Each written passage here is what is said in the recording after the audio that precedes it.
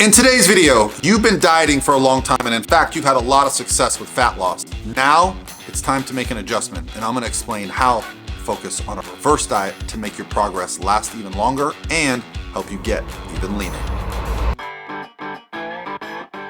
Hey guys, what's going on? This is Parvella from ProPhysique.com, and today I want to talk about a nuance that it comes to fat loss that a lot of people don't understand, and that is how our bodies adapt over a fat loss phase. It's called adaptive thermogenesis. There's a lot of research on this, and it shows that when we restrict calories, when we increase our activity levels and make that caloric deficit a bit larger as we're losing body fat, well, our bodies adapt to that. A lot of you guys have probably noticed when you're going through a fat loss phase that, well, you start to reach a sticking point, and the same diet, the same amount of activity, just doesn't work anymore. So today's question comes from my Instagram direct message, and it's a great question because it's something a little more nuanced that us coaches have to understand. Because if the idiots on the internet understand that you just move more and eat less to move the needle to get the fat off, to look how you want to look, well, I wouldn't have to have a job, all right? There's a reason why fat regain is a huge problem, because we don't actually understand how to handle fat loss when we want to make it long-term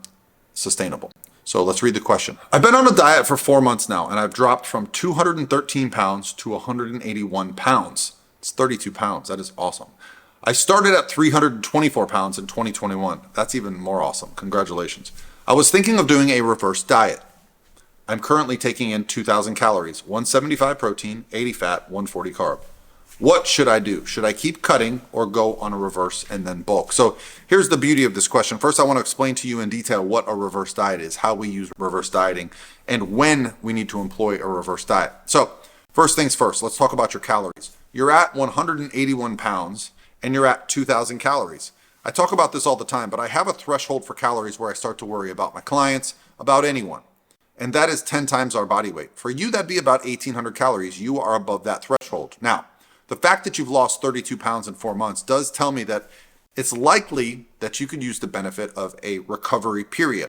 So reverse dieting to me is essentially putting your calories at your new maintenance, right? And then gradually increasing them. The real value of reverse dieting is that we can get your calories up to your maintenance calories prior to your fat loss phase or thereabouts and keep your body weight the same. The process is that you're simply going to add calories every week. So let me give you an example. Let's say I have a competitor or an athlete that's going to get very lean over the course of several months. We might start out averaging, let's say, 2,500 calories. By the time we get to the end of prep, let's say they're 130 pounds on stage and they're taking in 1,400 calories. Well, if we want to get their calories back up to 2,500, we've got a couple options. You can simply just add a bunch of food. However, this comes with the added benefit of rapid body fat regain. Now, there are some benefits to putting on body fat after a show, and depending on the individual, it might be necessary. However, a lot of the competitors that I work with are female, and they prefer not to put on body fat quickly. In fact, a lot of them want to stay closer to stage weight, and I've resolved this issue. I've figured out how to stay very close to stage lean and still feel good and eat a lot of food. This process is called reverse dieting, but the process starts before the diet is over. And so your approach to having a reverse diet mid-fat loss phase is very good. I call this a diet break, where I bring calories up for multiple days, even a full week, sometimes in cases even 2 weeks or longer, where we've been in a fat loss phase for a long time. The goal has been to lose body fat. However, we take a break from that goal, and we want to restore digestion, we want to restore sanity, we want to restore food focus, we want to restore performance, and just take a break from the caloric deficit, the constant hunger. And we bring our calories back up to our new predicted maintenance. Now, this is not going to be our off-season maintenance, right? So let's say you're at 2,000 calories like you are in this video. What are we going to be looking at for a reverse diet? If you are doing well with this approach, I would look at your calories, I would look at your daily activity, including your cardio, and I would start to play with the knobs, okay? I would start to say, okay, what can we do with calories and cardio? Let's say you're doing 45 minutes of cardio a day and you're doing 2,000 calories. The first week of the reverse diet, I would probably bring your calories up to 2,100 and I would probably drop your cardio down by 10 minutes a session. So we'd be down to say 35 minutes, okay? Now, after a full week of this, we're gonna assess, are you dropping weight? Are you maintaining weight? Are you gaining weight? In most cases, what's gonna happen is when you increase food slightly, decrease cardio slightly, you're going to get the benefit of a little bit more energy throughout the day. So you're going to get your extra NEAT or non-exercise activity.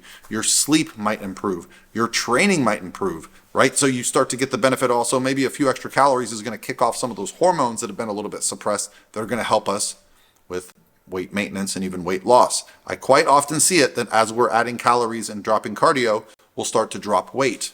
So that means the next week we would bump up to say 2,200 calories, drop the cardio another 5 minutes. Now we're down to 30 minutes and we're already up to 2,200 calories. You see how this goes. Depending on the person, depending on how much they weigh, we can adjust the calories per week. It can be between 50 and 200 calories per week. The goal is always what matters most to the individual. Now, since you've been someone that's lost 32 pounds in this phase and over 100 pounds in total, I know you're going to be very concerned about the scale. You're going to want to maintain the look that you have. I would not use the term bulk in your vocabulary. You should be focused on bringing your calories up gradually, maintaining the weight and the look that you're at, and understanding that to get your metabolism better, you need to maintain higher calories for a longer period of time until you want to diet down to that next phase. This is really the value of a diet break or of a reverse dieting phase, is that through manipulating our calories, we can restore all the things that become problematic. If you guys aren't familiar with adaptive thermogenesis or the body's ability to adapt to less calories because it is adapted for survival, well, this is a direct result of that.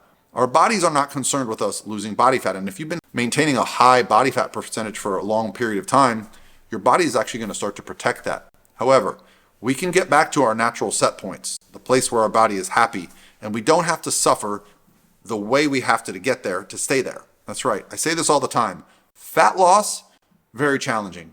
Body fat maintenance, not nearly as challenging. Meaning, it can be very tough to get body fat off. I'll even drop my own calories, my clients' calories, well below what I think is a kind of safe place to be for long term.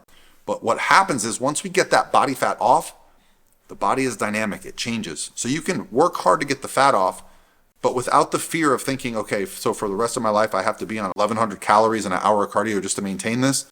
No. Immediately once a diet is over, you can essentially cut the cardio in half and raise the calories by 20 or 30%. And that's going to be about your maintenance phase.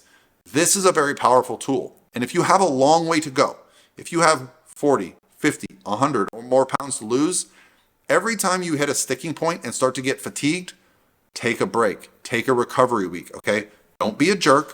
Don't eat like an asshole, but you should bring your calories up slightly, bring your cardio down slightly. Don't look at this as a 6, 12, or 18-week project.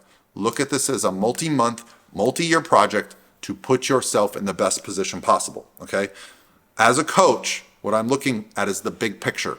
We want to be able to put people in a position to manage their lives.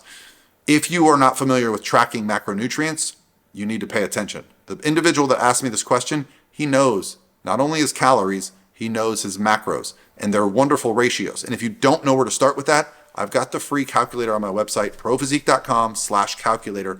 You can plug in all your information, your height, your age, and a lot of other factors, and it's going to give you a calorie range. Just start using an app like Nutritionix. Just start using an app that's going to allow you to be accountable. Why?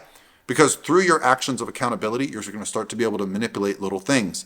It doesn't mean you need to eliminate foods that you don't enjoy, and it doesn't mean you need to track for the rest of your life. But once you learn this initial phase of accountability, you're going to be able to take your physique and your understanding of how to manage it to the next level. So, if you guys have any questions, leave them in the comments below. Otherwise, I'll talk to you tomorrow.